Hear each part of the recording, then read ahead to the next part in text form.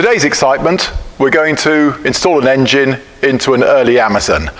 And along the way, I will also make reference to considerations that you need to take into account when fitting it to the 2-litre Amazon, which is rather more constricted. 1800 Amazon, plenty of space. 2-litre Amazon, all a bit fiddly. Okay, let's just have a look at the engine bay first. So, as you can see, we've taken off that rad cross top here. That's gone. The radiator's gone. And get your loom and just tie it neatly out of the way, like so. There we go. That should stop you grabbing it as you drop down. Now, there's a couple of tasks that whilst the engine is out, you want to make sure are either sorted or do them now. Let's start with the steering. So check the steering coupling on the 1800 car. If it's delaminating, like this one, then now's the time to change it. Because the easiest way to change this is to take the 3 bolts out, drop the whole steering box forward, and fit the new steering coupling. Okay, so do that now whilst the engine's out. It's just so much easier. And likewise here, is your steering box losing oil? If so, now's the time to whip it out and change those top and bottom seals so that it's all nice and oil tight. Okay, so that's the steering. You might choose also to do the upper wishbone bushes whilst everything's easy to get at. And I strongly recommend you take out each of these 4 bolts and make sure it's fully copper slipped and put them back in again. Okay, all makes life easier when you're setting up the geometry. Okay, so what have we done now? We've done steering coupling, the steering box has got new seals on, we've replaced the upper wishbone bushes, we've made sure the 4 bolts securing the upper wishbones are nicely copper slipped. So here we have the brake switch, and that's actually a bit of a devil to get at when the engine's in here, or at least it's slightly awkward. So if there's any doubt about its age, then I would just say buy a new one and fit that now. And equally, check your brake lines, because that is a task that is wonderfully easy when the engine isn't in situ, but an absolute devil of a job when the engine's in here. So be very critical about your brake pipes, and if you think they're looking as though they're going to be need to be replaced within the next couple of years, do it now. Anything else that I can see here? I think we're there actually. Coupling, steering box leaks, brake switch, brake pipes. Oh, the fuel pipe. Like the brake pipes, it's a really easy job to do when the engine's not there, and it's surprisingly harder when the engine is in situ. So if your fuel delivery pipe looks as though it might be corroded further down the line, then replace that today as well. Okay, now we are ready. Now observe here, the customer has tied up the throttle lever. That's a good idea, because as it goes in, when it's relaxed, it can often catch on the bell housing. So tying it up like that, nice idea. I like that. Thank you, Chris. Good job. We are there, aren't we? I reckon. Let's go and have a look at the engine and see what I've got ready there.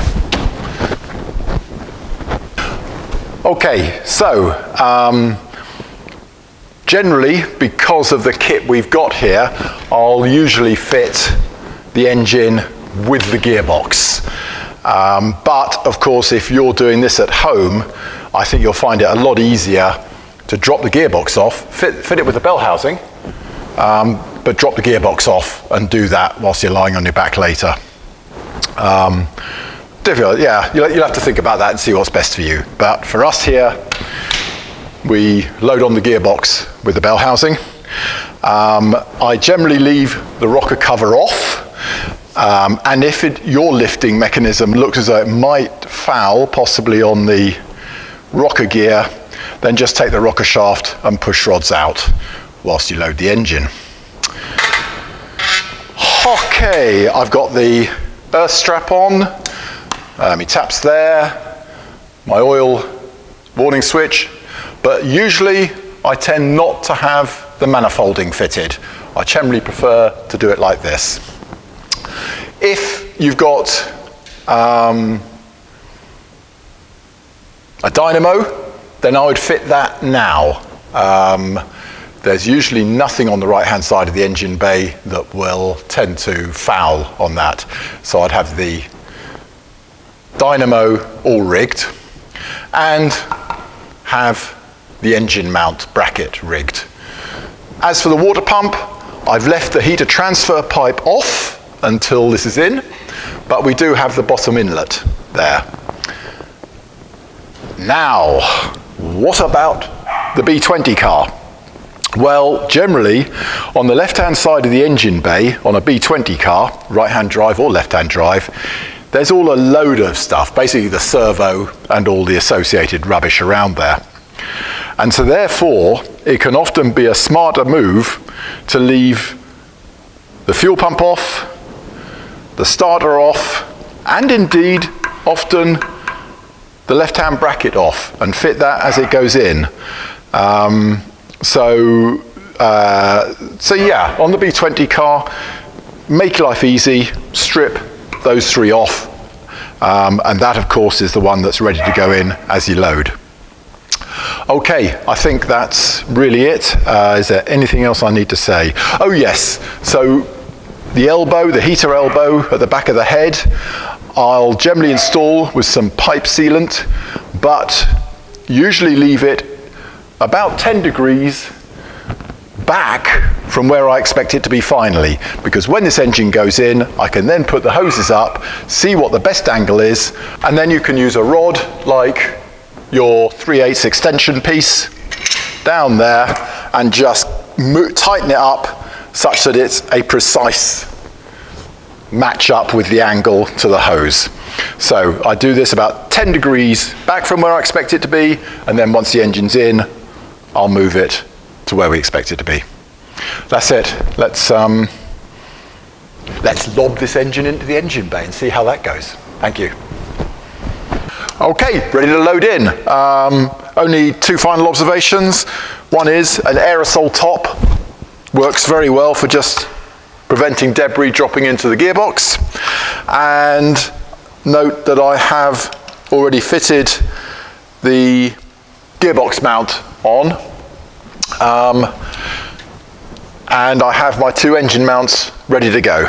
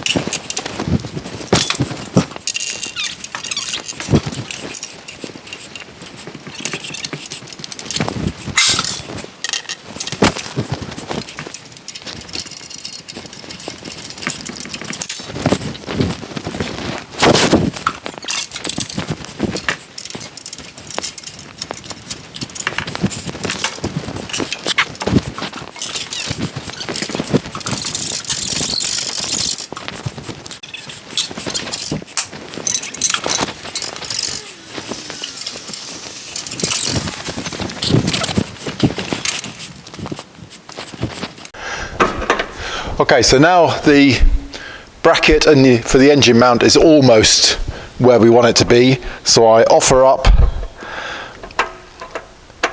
the engine mount itself. So in it goes, that's the bottom located. The top is almost there. That should drop on now. So we go to the other side.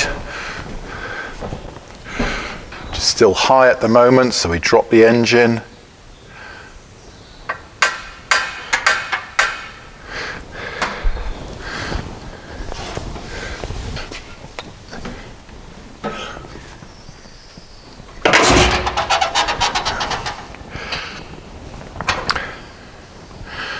And in with the other side.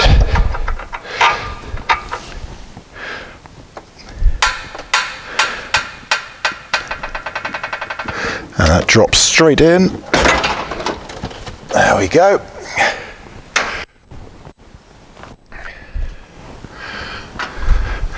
And now just pop on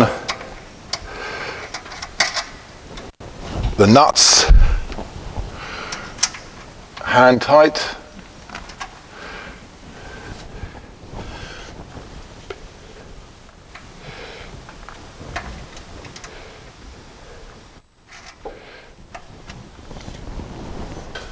Now what you can do is use a suitable chock of wood just at the back of the head here to protect your engine bay paint job, because what we're going to do now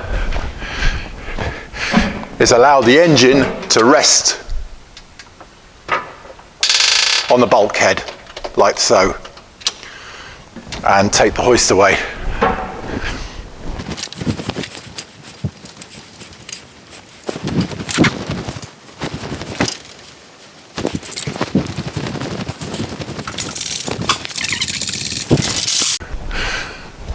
Okay, so that's the engine in, fairly stable. The procedure is very similar on the 140 as well.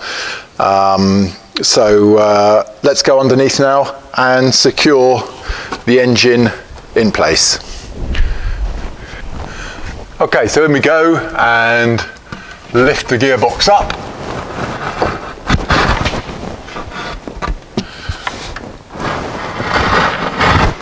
There we go.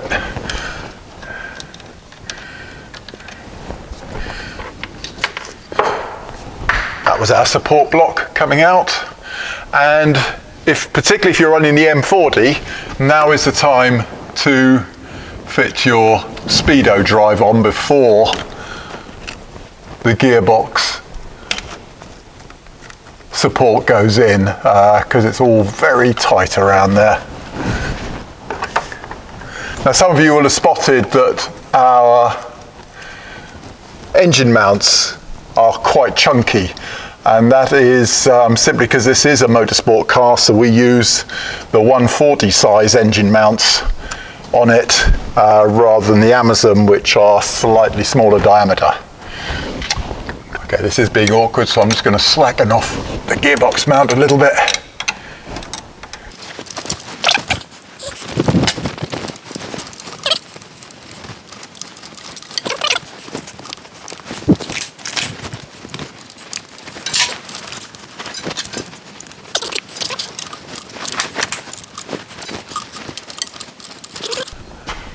Okay, so our first task is, particularly unfortunately with the big bush, we have to drop away the mount to get at it, but new top hat seal there on the speedo drive, and then nip that up.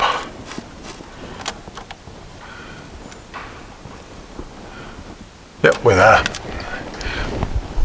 And back in with the gearbox mount.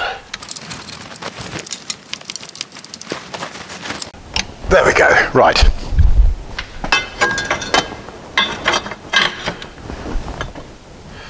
There we go.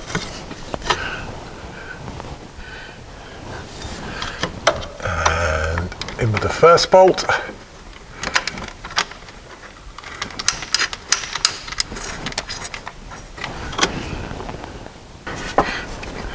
Okay, just to get the offsets right, you may just need to put a little block up there just to hold the gearbox into position.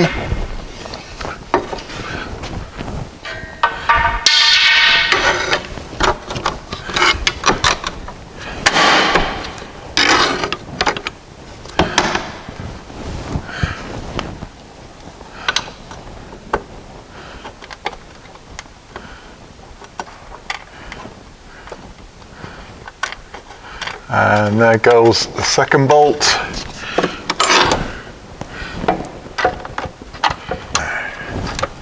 Almost got the thread on that one. Yep, there it is.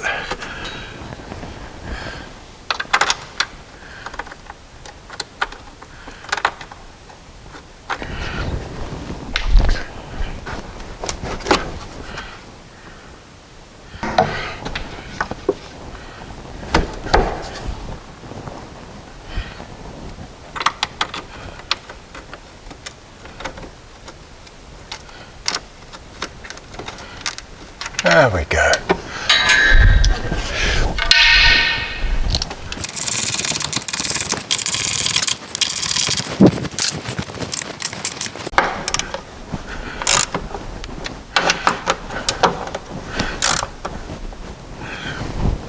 And let's finish off with the mounts.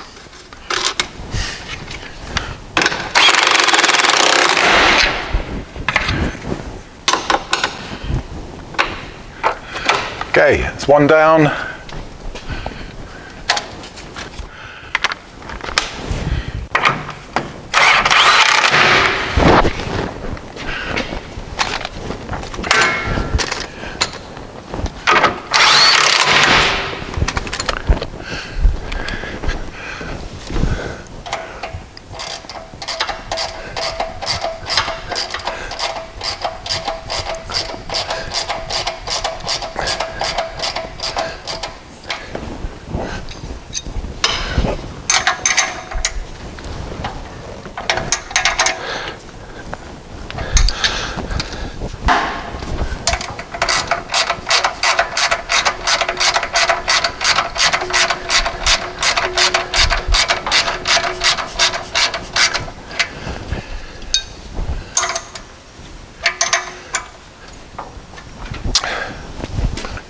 Okay, there we are. The engine is now secured. So my task now will be to hook it all up, the earth strap, put oil into the gearbox. Incidentally, if you have in the Amazon, now is the time to fill the gearbox oil because you can fill it from the gear shift top plate, which of course is a lot easier than going in from underneath.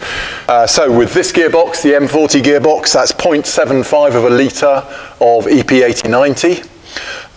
If you happen to have the M41 overdrive, then it's 1.6 litres of engine oil, 2050. And as I say, it's easiest just to pour that straight in down the gearbox top at this point before you put the gearbox lever in. And then check it for level later. So my next task will be to start hooking this all up and fire it up, which I think will probably be my next video, will be the firing up process of a new engine. Excellent. Thank you.